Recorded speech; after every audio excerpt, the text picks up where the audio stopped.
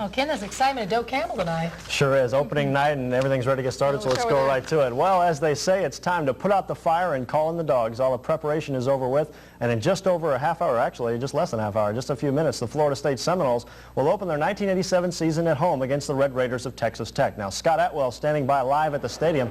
Scott, there must be a lot of anticipation in the air tonight at Doak Campbell.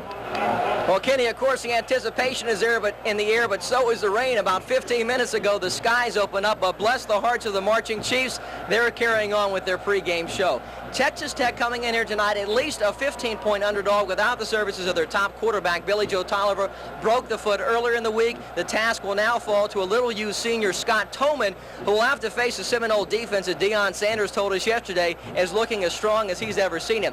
The Seminole injuries have been well documented at tailback with Sammy Smith and Victor Floyd. We understand they had a great week, and if needed, they could play. Doubtful, though, you'll see them. The start will go to sophomore Dexter Carter. Seminole coach is hoping that he'll do just fine. The weather, it came down in a quick spurt, but as of right now, I'd say the rain will not be a factor tonight. One rumor to pass on, we heard that in a few moments, Burt Reynolds, who's in town, will throw out the ceremonial first spear at center field. If that's the case, we'll include that in the highlights following the NFL game. Of course, Florida A&M opening their season just along the way at Bragg Stadium. Ken, I know you'll have more on that.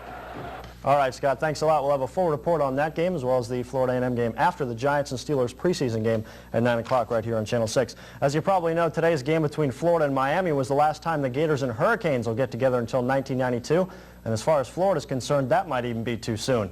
Who's that new guy Miami has at quarterback? Oh, yeah, Steve Walsh is his name, and the sophomore picked up where Vinny Testaverde left off.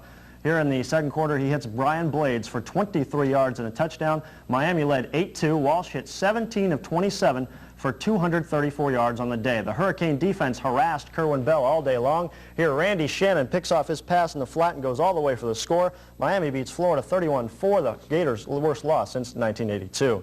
Between the hedges up in Athens, Georgia, the Bulldogs got 218 yards rushing from Lars Tate, the first Bulldog to go over the 200-yard mark since a guy named Herschel Walker did it in 1982. The defending national champion Penn State gave Joe Paterno his 200th career victory, 45-19 over Bowling Green.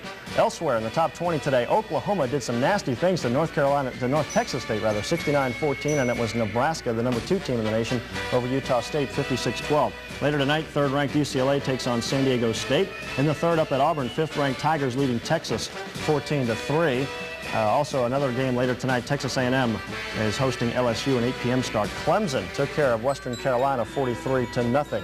Stanford and Washington leading at 13-7 in the third. Also later tonight, the 17th-ranked Volunteers of Tennessee on Colorado State.